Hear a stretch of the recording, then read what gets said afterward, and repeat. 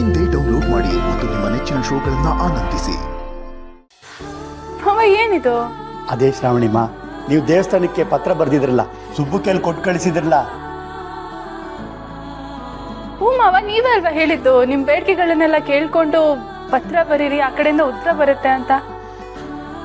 ನಿಜ ಶ್ರಾವಣಿಮ್ಮ, ಆ ಪತ್ರಕ್ಕೆ ಬಂದಿರೋ ಉತ್ತರನೇ ಇದು. ದೇವಸ್ಥಾನಕ್ಕೆ ಹೋದಾಗ ಸುಬ್ಬು ಯಾವ ಜಾಗದಲ್ಲಿ ಪತ್ರ ಇಟ್ಟಿದ್ನೋ ಅದೇ ಜಾಗದಲ್ಲಿ ಹೋಗಿ ನೋಡಿದಾಗ ಇದಿತ್ತು. ಅಲ್ಲಿರೋ ಎಲ್ಲ ಪತ್ರಗಳಿಗೂ ಹೀಗೆ ದೇವ್ರ ರೂಪದಲ್ಲಿ ಯಾರಾದರೂ ಉತ್ತರ ಬರೆದಿರ್ತಾರೆ. ದೇವರಿಂದ ಉತ್ತರ ಬಂದಿದೆ ಅನ್ನೋ ನಂಬಿಕೆ.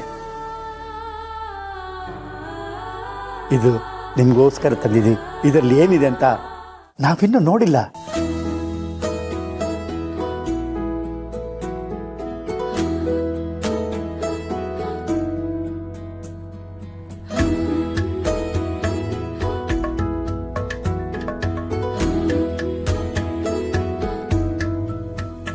ಆದ್ರೆ ಇದು ಆ ದೇವ್ರು ನನಗೋಸ್ಕರ ಕೊಟ್ಟಿರೋ ಉತ್ತರನಾ?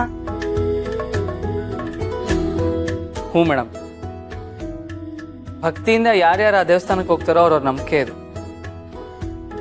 ನಂಬಿಕೆ ಇರೋ ಜಾಗದಲ್ಲಿ ಸತ್ಯ ಸುಳ್ಳನ್ನ ಯೋಚನೆ ಮಾಡಬಾರ್ದು.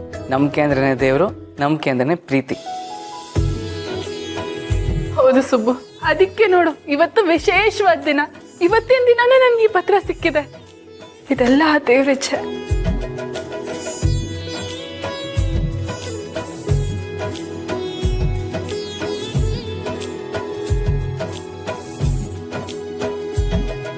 ಪತ್ರ ಬರೆದಿದ್ದು ಅಮ್ಮೋರೇ ತಾನೆ? ಆಹಾ, ತಾಯಿ ಬರೆದಿರೋ ಪತ್ರ ಮಗಳು ಓದ್ತಿದ್ದಾಳೆ, ಅದು ದೇವ್ರ ಹೆಸರಲ್ಲಿ. ಎಂತಹ ಸೊಗಸು!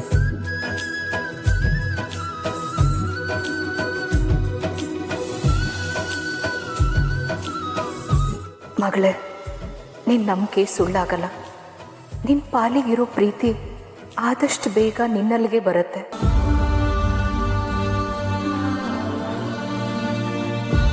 ತಾಯಿನ ಹುಡುಕ್ತಾ ಇರೋ ಪುಟ್ಟ ಕರುವಿನ ಕೂಗು ಈ ತಾಯಿ ಹೃದಯನ ಮುಟ್ಟಿದೆ. ತಾಯಿನೇ ಪುಟ್ಟ ಮಗು ಹಾಗೆ ತೊರಿತಾ ನಿನ್ನ ಹತ್ರ ಅಂಬೆಗಾಲಿಡ್ತಾ ಬರ್ತಾಳೆ.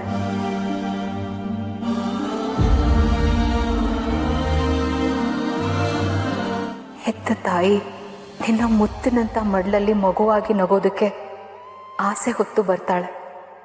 ಸುಖವಾದ ಜೀವನ ನಿಂದಾಗ್ಲಿ ಅಂತ ಆಶೀರ್ವಾದ ಹೊತ್ತು ತರ್ತಾಳೆ. ಆದಷ್ಟು ಬೇಗ ನಿನ್ನ ಹತ್ರ ಬರ್ತೀನಿ ಮಗಳೇ.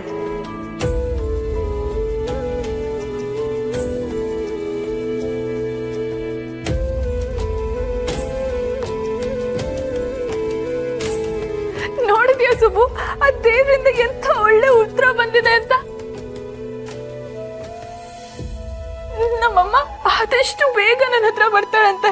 ಅವಳು ನನ್ನ ಮಡ್ಲಲ್ಲಿ ಮಲ್ಕೋಬೇಕಂದ್ರೆ ಸುಬ್ಬು, ನನಗೆ ಎಷ್ಟು ಖುಷಿ ಆಗ್ತದೆ ಗೊತ್ತಾ?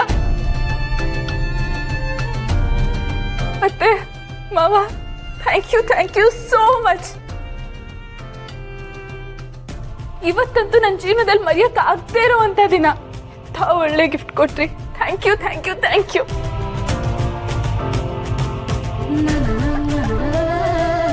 ಈ ಪತ್ರ ಓದ್ತಾ ಇದ್ರೆ ಅಮ್ಮನೇ ನನ್ನ ಹತ್ರ ಇದ್ದಾಳೇನೋ ಅನ್ನೋ ಅಷ್ಟು ಖುಷಿ ಆಗ್ತದೆ.